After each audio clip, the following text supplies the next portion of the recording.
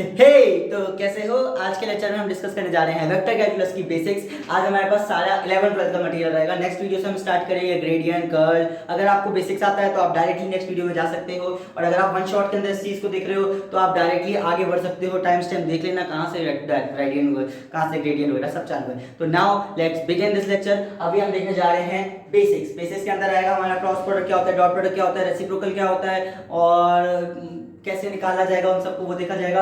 Reciprocals का सम कैसे होता है और नॉर्मल डिफरेंशिएशन कैसे होता है, ये सब टोटली आज हम बेसिक्स में डिस्कस करेंगे। पहले बेसिक्स स्ट्रॉन्ग करेंगे, देन हम लोग नेक्स्ट लेक्चर से स्टार्ट करेंगे अपना ग्रेडियंट कर्ल सब कुछ। Now let's start. तो देखो सबसे पहले मैंने यहाँ पे लिया क्रॉस प्रोडक्ट। इसका डॉट प्रोडक्ट देखते हैं। अगर हमारे पास दो वेक्टर है, ए वेक्टर और बी वेक्टर, वो इस तरीके से हमें गिवन है a1 i cap plus a2 j cap plus a3 k cap, और बी वेक्टर गिवन है b1 i cap b2 j cap b3 k cap. बीच में सब में प्लस लगा हुआ है, माइनस लगा हुआ, तो माइनस करके सॉल्व कर लेना। अभी देखो कैसे करना है। तो हम लोग इनका क्रॉस कैसे निकालेंगे, डॉट कैसे निकालेंगे, दोनों देखते हैं। पहले क्रॉस प्रोडक्ट निकालने का तरीका, i लिखो, j लिखो, k लिखो, और यहाँ पर a1 a2 a3 b1 b2 b3। सवाल आता है क्या इसको ऊपर नीचे कर देंगे तो गड़बड़ हो जाएगी? बिल्कुल आंसर बदल जाएगा, थोड़ा बहुत साइन का चेंज आ जाएगा, क्योंकि डिटरमिनेंट में जब भी हम सीरीज को रो को पूरा चेंज करते हैं तो एक माइनस साइन आ जाता है। तो देयर इज चांसेस कि वो चीज ही होगी और कुछ नहीं होगा ज्यादा। ठीक है, चलो अब देखो इसको सॉल्व कैसे करेंगे। डिटरमिनेंट इधर, इसको आई के लिए निकाल रहे हो,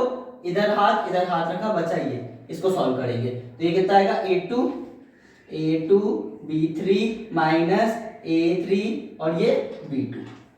चलो इसके बाद प्लस j कैप, j के लिए रखा, इसको छुपाया, इन दोनों को सॉल्व करो। j से a3 गए, a3 से b1 प्लस, अब पीछे तरफ आओ, a1 b3 plus k cap के लिए भी यही, आगे जाओ, k के आगे कौन है, a1 फिर b2, तो लिख दो भाई a1 b2। माइनस में आओ, माइनस में क्या आएगा, इधर से a2 b1, और ये हमारा कंप्लीट हो गया a2 b1। ये मैंने यहाँ क्या कर दिया, हाँ माइनस, चलो ठीक। तो ये हमारा कंप्लीट हो गया क्रॉस प्रोडक्ट। इस तरह से निकाला जाता है। अब क्रॉस प्रोडक्ट के लिए कई बार क्या होता है कि आपको इस तरीके से ना दे और सिंपल दे दे, मान लो ऐसे दे दिया 2i कैप का क्रॉस करके बताइए 3j कैप। तुम्हें क्या पता ये कैसे करना है, ऐसे करोगे। ये बनाया सर्कल, यहाँ पे रखो इसे 3 डायरेक्शन, यहाँ पे आया i, यहाँ पे आया j, यहाँ पे आया k। अब तुम क्या कर रहे हो, i से j का मल्टीप्लाई, तो i से j आए तो आगे वाला कौन है, k। यहाँ पे क्या आ जाएगा, k कैप, और नंबर का मल्टीप्लाई कर दो 6, आंसर आ जाएगा। यही उल्टा हो जाता तो 2j cap into 3i cap, तो अब उल्टा चलना पड़े, सर्कल घूम ऐसे रहा था, लेकिन ये तो हमें इधर भेज रहा है। डायरेक्शन ध्यान रखना, हमेशा ऐसी डायरेक्शन चलेगा जो कि एंटी क्लॉक डायरेक्शन है। क्लॉक मत कर देना, पूरा मामला बिगाड़ दोगे। अब देखो हमें कहां से जाना है, j से i, तो j से i उल्टा पड़ रहा है तो पहले तो माइनस साइन लगा दो, और j i के बाद कौन आ रहा है, k, तो भाई k लिख दो। बाकी अंदर बैठ गया 2 × 3 6, यही आंसर है -6 k। तो मैंने यही चीज बोली थी कि अगर तुमने ऊपर नीचे कर दिया तो माइनस का लफड़ा आएगा, माइनस आएगा। वही चीज यहाँ पे होते हुए आपने देख ली, जब हम उसको आगे पीछे करते हैं तो ऐसा हो जाता है। तो ये हमारा कंप्लीट होता है। इस तरीके से क्रॉस प्रोडक्ट निकाला जा सकता है। अब आते हैं डॉट प्रोडक्ट में। डॉट प्रोडक्ट के लिए आप इतना रूल याद रखना कि i डॉट i जो होता है वो 1 होता है, वेयर एज i के साथ आप j ले लो या आप i के साथ k ले लो, ये चीज हमेशा 0 ही देगी। इस तरह से j के साथ अगर कोई और लोगे तो 0, लेकिन j के साथ j लोगे तो 1। और अब ये j i j क्या होता है, जल्दी बोलते जा रहा हूँ। डायरेक्शंस होती हैं ये हमारे पास, जो 3 डायमेंशन, हम वेक्टर कैलकुलस जब पढ़ते हैं तो हम पूरा 3D में बातें कर रहे होते हैं जनरली। 2D की चीजें नहीं आती वेक्टर के अंदर, बहुत कम ही होता है कि 2D। आप 2D अगर थोड़ा बहुत देखे होगे तो 11 12 में देखे होगे, बट अब आप BSc में हो और आगे IIT JEM CBT या फिर आप BTech में हो तो आगे इंजीनियरिंग, तो सब में 3D ही चलता है। अब आओ वापस, तो इसको जैसे क्वेश्चन यही वाला दिखाते करके, तो a vector dot b vector का डॉट प्रोडक्ट कैसे आएगा, a1 plus a2j plus a3k, इसका डॉट प्रोडक्ट हम निकालेंगे b1i plus b2j plus b3k के साथ। तो क्या आएगा final answer, a1 b1 plus a2 b2 plus a3 b3। i गया, अगर i का आप j के साथ करोगे तो 0 हो जाएगा, इसलिए हट गया। i का k के साथ करोगे तो 0 करोगे, हट जाएगा। j का j के साथ 1 है, बाकी सबके साथ 0। k का k के साथ 1 है, बाकी सबके साथ 0, इसीलिए ये आंसर आया। तो ये समझ में आई थिंक आ गया होगा। एक छोटा एग्जांपल इसका भी देता हूँ। मान लो लिखा है 3i प्लस 2j, और यहाँ दूसरे ब्रैकेट में लिखा है 4j प्लस 3k कैसे करोगे? देखो i के लिए यहाँ पे i है क्या अंदर मल्टीप्लाई में? नहीं है, तो i वाले के लिए तो सीधे सीधे 0 प्लस j वाले के लिए देखो ये j वाले के लिए देखो 2j और ये 4j 2j 4j 8j। अब j का इसके साथ करोगे तो 0, फिर से j का 0, अब खत्म भाई, k का कुछ कर ही नहीं सकते हो, k के लिए भी 0, तो फाइनल आंसर क्या आ गया? बस 8। ये आएगा आंसर। इसका मल्टीप्लाई होगा, इसका नहीं होगा, इसका नहीं होगा किसी से भी, क्योंकि इसके पास k नहीं है, इसके पास i नहीं है। तो इस तरीके से आपको करना है डॉट प्रोडक्ट। और क्रॉस प्रोडक्ट के लिए मैंने आपको बता दिया कि इस तरीके से करना है। इसके कुछ एग्जांपल और देखते हैं, एक दो क्रॉस प्रोडक्ट के, उसके बाद आगे बढ़ते हैं। Now let's move to the some question. मान लीजिए यहीं पे मैं दे देता हूँ क्वेश्चन, ज्यादा अच्छा है। यार question let's see some good question. कैसे करेंगे? एक देते हैं, मान लो 3i प्लस 2j, ये नहीं रखते जो दिया था, इधर पे चेंज कर देता हूँ, इधर पे मैं लेता हूँ, इधर भी चेंज लिख दो 4i प्लस 3k, यही है ना? हाँ यही है।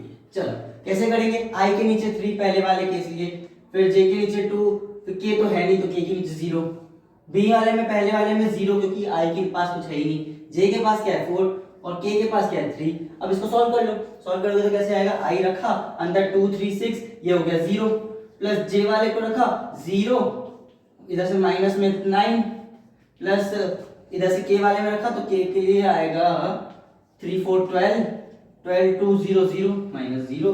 फाइनल आंसर क्या बन गया? 6i minus 9j plus 12k। अब देखो इसमें एक अच्छा एमसीक्यू बनता है कि which of the following gives the vector quantity? Cross product, dot product, none of these, all of these. तो इसका सही आंसर क्या होगा? Cross product. अब which of the following gives a scalar quantity? Scalar कौन देगा? Dot product, cross product, none of these, all of these. क्या answer होगा? Dot product. तो ये छोटे छोटे क्वेश्चन, ये सब बच्चों वाले हो गए 11 12 में। अब आप बीएससी में हो तो जरूरत नहीं है, आप बीटेक में हो तो जरूरत नहीं है, बट एक रिमेम्बरिंग कराना जरूरी है नेक्स्ट वीडियो के लिए, क्योंकि हम ग्रेडियंट वगैरह पढ़ेंगे तो दिक्कत होगी। अब देखो ये हो गया, अब आता है direction. Next thing is direction. तो angle between two vectors. Now the next task is what is the angle between two vectors? किसी भी दो वेक्टर्स के बीच एंगल कैसे निकालोगे? एंगल निकालने का तरीका होता है, याद रखना, cos theta is equal to a vector dot में b वेक्टर अपॉन में a वेक्टर का मैग्नीट्यूड इनटू में b वेक्टर का मैग्नीट्यूड। तो इससे आप निकाल सकते हो। इन केस अगर 90 डिग्री का डायरेक्शन है तो यहाँ 90 रखते हैं, cos 90 हो जाएगा 0 और डायरेक्टली ये चीज पूरी क्वांटिटी आपको मिल जाएगी 0, यानी a vector dot b vector आपको 0 मिल जाएगा। ये हो गया इसका डायरेक्शन। नेक्स्ट थिंग आता है रेसिप्रोकल। अब रेसिप्रोकल निकालना है, मान लो a वेक्टर का रेसिप्रोकल मुझे चाहिए तो क्या आएगा?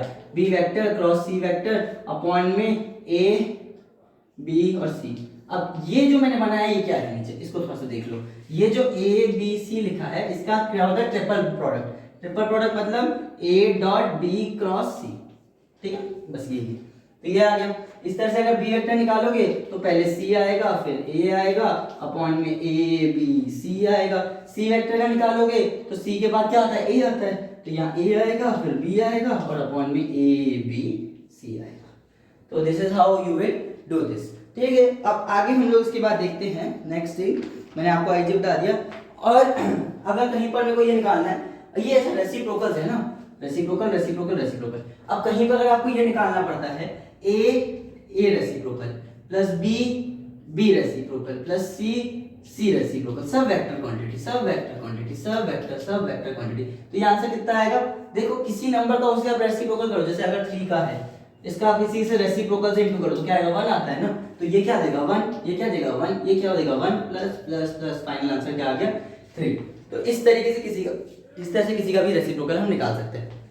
इसके अलावा आपके पास एक्स्ट्रा में जो इन्फॉर्मेशन जाननी है, नेक्स्ट आता है नॉर्मल डिफरेंशिएशन। अब नॉर्मल डिफरेंशिएशन देखते हैं कैसे करेंगे वेक्टर्स का, उसके बाद फिर हम लोग नेक्स्ट लेक्चर में मिलेंगे आपके साथ ग्रेडियंट, कर्ल और सबके साथ एक एक करके। चलिए देखते हैं। Okay, last differentiation. अब मान लो हमारे पास एक वेक्टर दिया है, a vector is equal to 2ti vector plus 4t square j vector plus 8t cube k vector. अब सरल सा आपसे पूछ लिया है कि dA का विद रिस्पेक्ट टू dt क्या होगा आंसर, या फिर यही पूछ लेगा dA square upon D T square क्या होगा, तो कैसे निकालेंगे, तो जब टी के फॉर्म में है ये पैरामेट्रिक फॉर्म में है, आपको अलग से तीनों वेक्टर का सब पैरामेट्रिक दिया हुआ है इस बार, तो इसको आप आराम से निकाल सकते हो। हम लोग अगले लेक्चर में जो कवर करेंगे डिफरेंशिएशन, उसके अंदर ग्रेडियंट और कर्ल ये सब पढ़ेंगे, वो अगर हमें पैरामेट्रिक नहीं देगा तब कैसे सॉल्व करेंगे उस चीज को हम समझ रहे होंगे। अभी इसको देखो, नॉर्मल डिफरेंशिएशन कैसे होगा, जैसे होता है इसका differentiation with respect to T, इसका विद रिस्पेक्ट टू टी, इसका विद रिस्पेक्ट टू टी, बाकी आई जे के रहेगा। तो इसका विद रिस्पेक्ट टू टी करोगे तो क्या होगा, देखो 2t का करोगे तो आएगा 2i कैप, इसका 4t स्क्वायर, इसका डिफरेंशिएशन करोगे तो क्या आएगा 8t j कैप, इसका डिफरेंशिएशन करोगे तो क्या आएगा 8 3 4 24t स्क्वायर k कैप। ठीक है, नेक्स्ट इसका अब डबल डिफरेंशिएशन करना है, तो यहाँ तो t है ही नहीं, तो ये क्या हो गया 0, यहाँ पर t 1 है, कट जाएगा 8j कैप, यहाँ पर स्क्वायर से बाहर निकलेगा 48t k कैप। तो this is how you do differentiation, और इस तरीके से हम कोई भी question normal differentiation parametric form वाले को कर सकते हैं। अब कल जब हम देखेंगे तो पैरामेट्रिक नहीं होगा तो उनको देखेंगे, और अगर आप 1 सीरीज में देख रहे हो तो भाई सब चालू होने वाला है अगला। तो thank you for watching, subscribe to the channel अगर आपको ये सीरीज पसंद आ रही है, और कीप वाचिंग, मिलते हैं आपके साथ ग्रेडियंट में।